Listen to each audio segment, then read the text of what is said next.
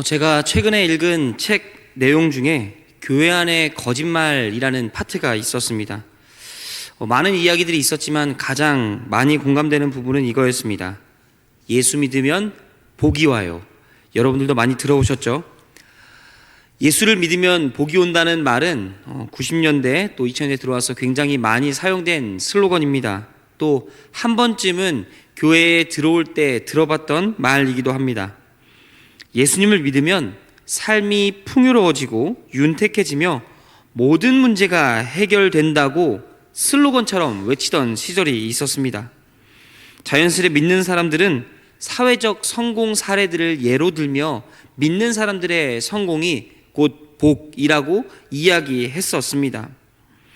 대표적인 사람이 바로 우리가 잘 알고 있는 세계적인 부자 록펠러입니다.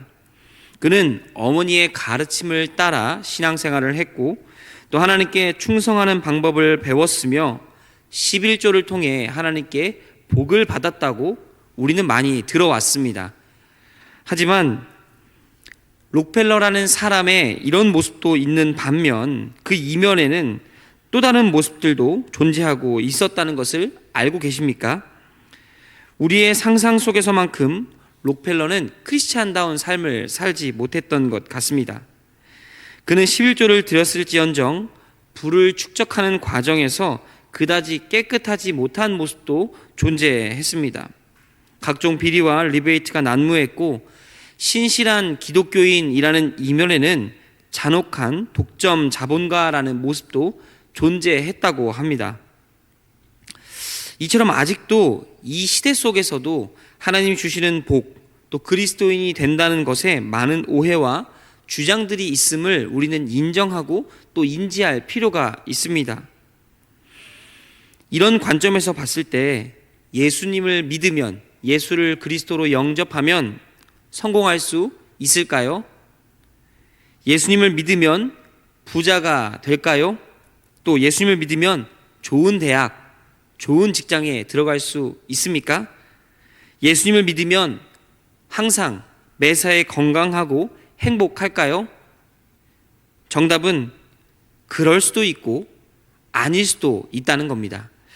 예수님을 믿는다는 것은 이런 것에 국한되지 않습니다.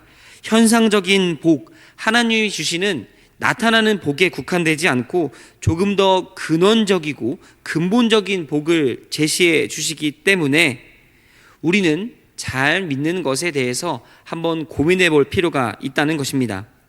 잘 믿는 것은 바른 지식과 이해로부터 나오며 특히나 영생에 대한 부분, 이 부분에 대한 바른 지식은 우리에게 신앙생활의 활력소가 되기에 꼭 한 번쯤은 점검하고 넘어가야 하는 부분입니다.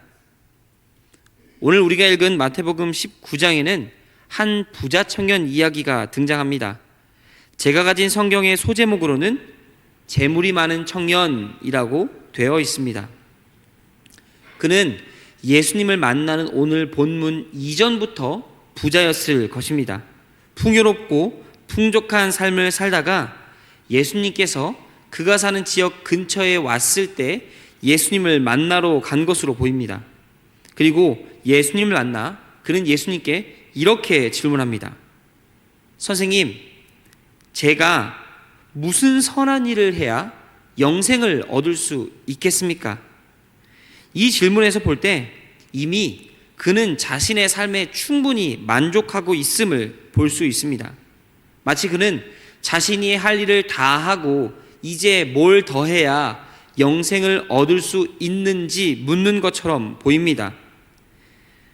그의 삶에 남은 일은 이제 자신의 삶을 검증해 줄 사람들, 또 유력한 사람이 필요했습니다. 아마도 그는 많은 재산을 갖게 되면서 사람들의 부러움과 또 동경의 시선을 받아왔을 것입니다. 그리고 사람들은 말하길 그는 하나님께 복을 받아 재물을 많이 얻게 되었고 부자가 되었다라고 칭송받았을 것입니다. 또 사람들뿐만 아니라 스스로도 아마 그렇게 생각했을 것입니다. 우리도 종종 돈을 많이 번 사람들이 이야기하는 하나님이 복을 주셔서 재물을 많이 받게 되었습니다 라는 말을 많이 듣듯 이 당시 이스라엘 백성들도 이러한 생각을 갖고 있었습니다. 이는 특이하다거나 이상한 것이 아닙니다. 이스라엘 문화에서는 재산과 자녀, 기업, 건강 등이 하나님이 주시는 복으로 받았다고 믿었기 때문입니다. 실제로 하나님께서 이런 것들을 복으로 주셨습니다. 마치 우리나라에서도 과거 무병장수하고 재물이 쌓이는 것이 조상의 은덕이라고 믿었던 것처럼 사람의 인가로 할 수 없고 풍요로운 삶이 일어날 때 이스라엘 백성들은 하나님의 축복이라고 종종 말했다는 것입니다. 즉 하나님께 복받은 사람은 이 세상에서 잘 삽니다. 하지만 사람들은 수년간, 아니 오랜 시간 동안 이런 매너리즘에 빠져 착각하게 됩니다. 하나님의 복은 재물에 국한되지 않는다는 것을 세상의 가치 속에서 망각하게 된 것입니다. 오늘 우리는 예수를 믿으면 복이 온다는 이 말을 다시 한번 생각해 볼 필요가 있습니다. 과연 그 복이 편리함에 그치는 복인가? 아니면 더 본질적이고 근원적인 부분까지 영향을 미치는 것인지 구별할 수 있어야 한다는 것입니다. 오늘 우리가 읽은 마태복음의 부자 청년도 세상의 기준에서는 하나님께 복을 받았을지언정 그의 삶에서는 누리지 못한 모습이 발견됩니다.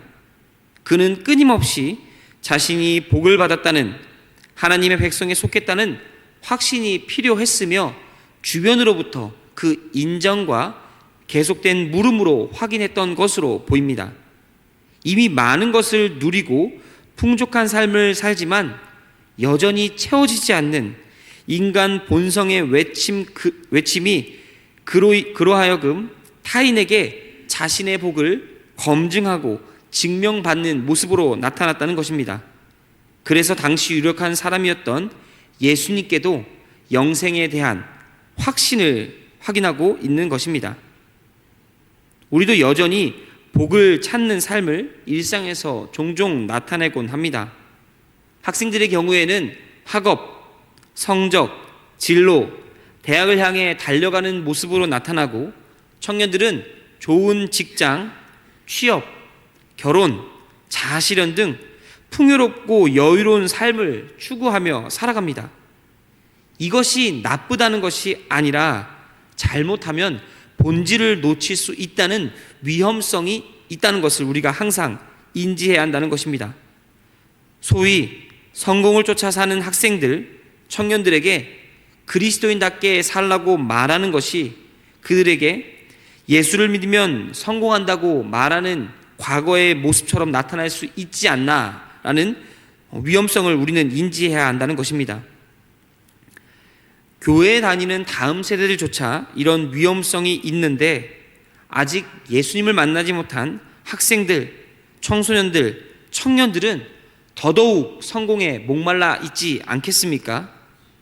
그들이 예수님 만나기 위해선 먼저 바른 복에 대한 이해, 인간 근원적으로 받는 축복에 대한 이해가 필요하다는 것입니다. 이 말씀을 드리는 이유는 우리가 먼저 바른 복에 대한 이해가 있어야 한다는 것을 강조하기 위함입니다.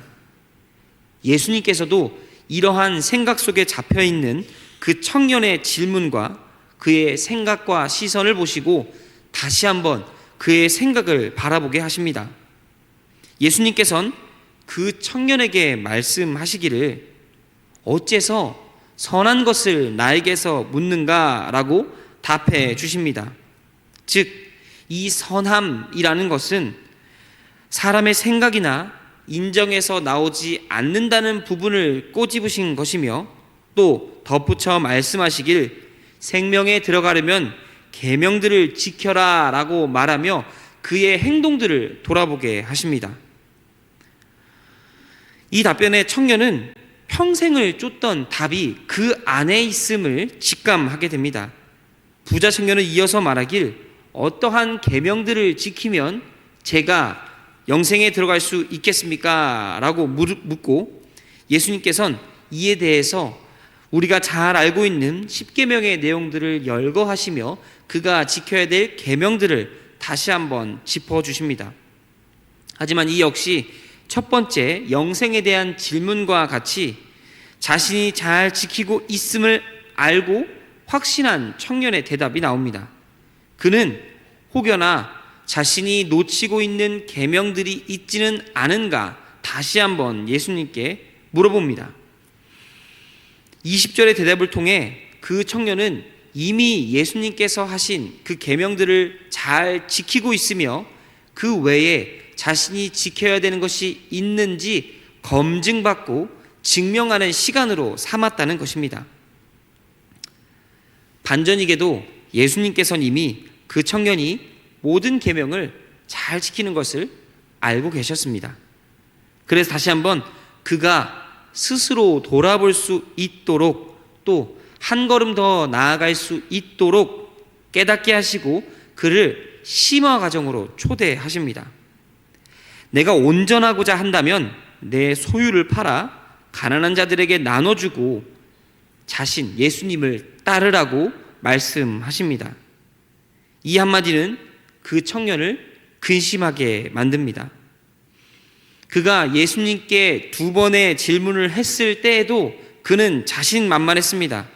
그는 하나님의 말씀을 잘 지켰으며 온전히 지킨 사람으로 주변 사람들의 인정받고 또 스스로 확신했던 사람이었습니다. 하지만 예수님의 그 한마디에 그는 근심하게 됩니다. 저는 이 시간이 이 청년이 진짜 하나님의 말씀을 마주했던 순간이 아닌가 싶습니다.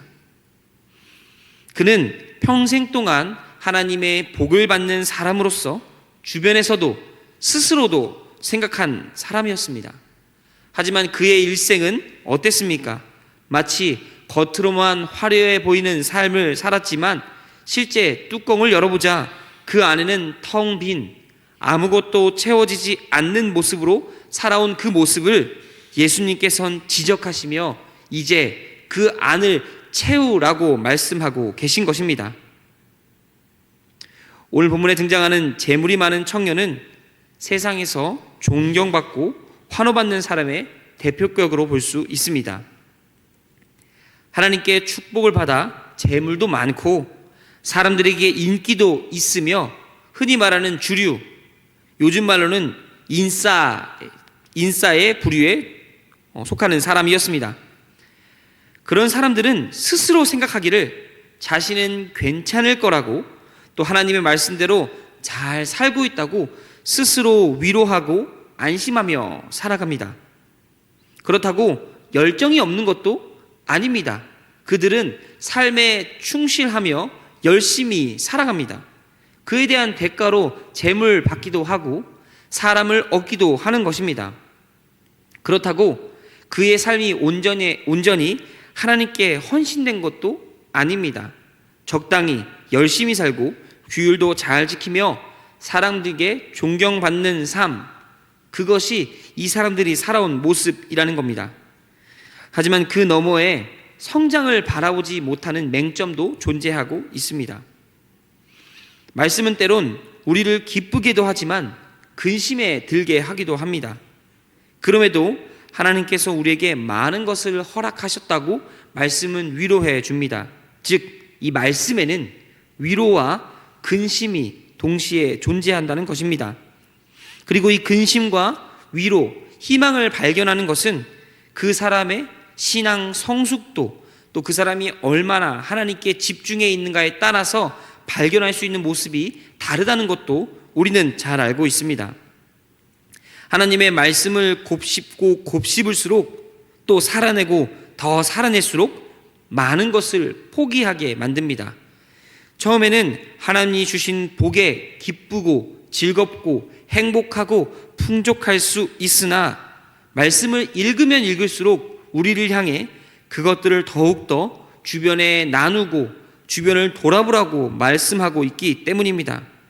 말씀은 우리가 한 단계 더 성장할 수 있도록 끊임없이 우리의 삶을 향해 도전하고 권면하고 있습니다.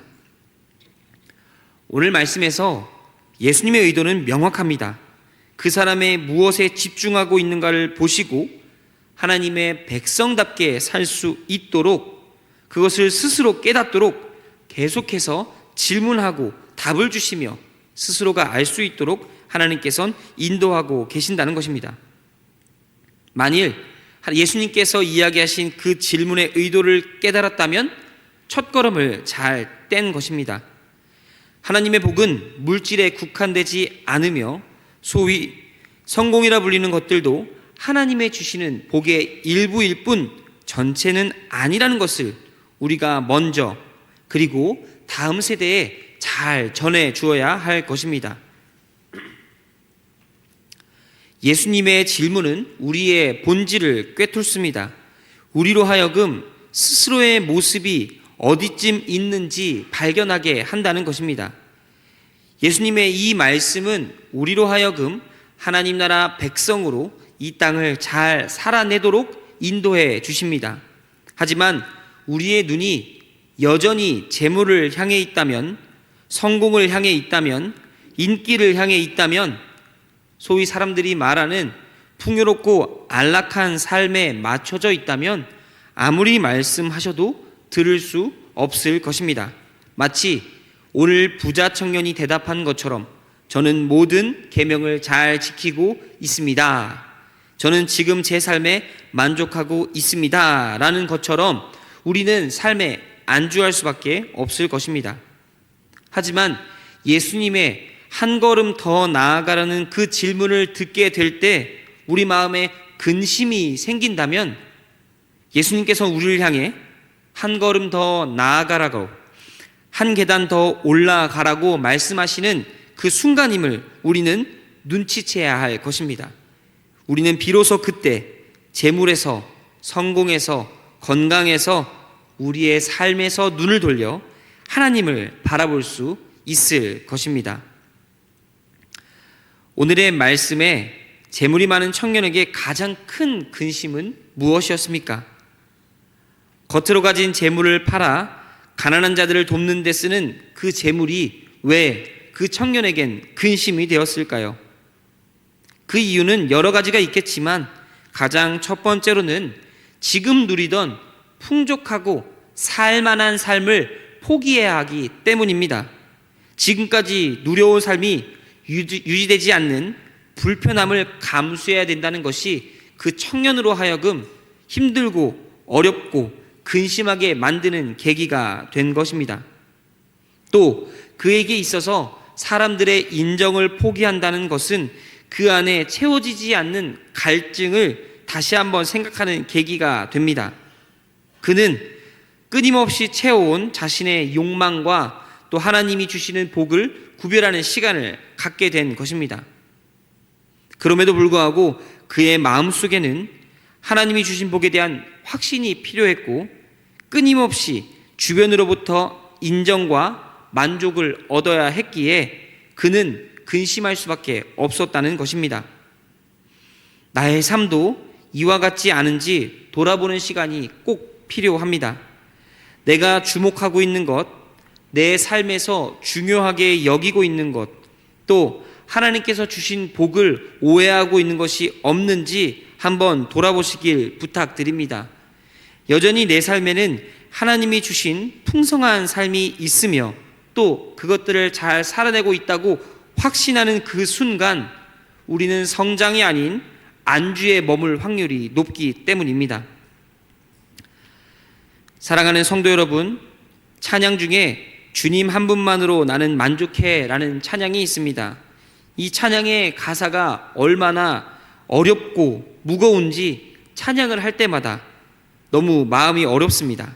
참 기쁘고 즐거운 찬양인데도 불구하고 이 찬양 한마디가 우리의 인생을 결정짓는 중요한 키워드처럼 느껴지기 때문입니다. 정말 찬양의 고백처럼 우리의 삶의 주인이 하나님이 되셔서 가장 선한 방법으로 이끌어 가심을 믿고 확신하며 살아가고 계십니까? 재물뿐 아니라 사람들의 인정도, 인기도, 명예도, 학업도, 직업도, 자아실현도 모두 하나님이 주신 복의 형태임을 인정하는 모습이 필요하며 근원적인 복, 예수 그리스도와는 비교할 수 없다는 것을 우리는 항상 염두에 두어야 할 것입니다.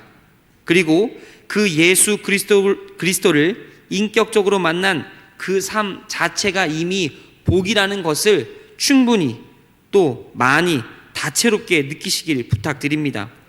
때로는 근심하기도 하고 해결받기도 하며 하나님이 주시는 삶을 더 다채롭고 풍성하게 살아가는 성도인들이 되시기를 간절히 소원합니다. 기도하겠습니다.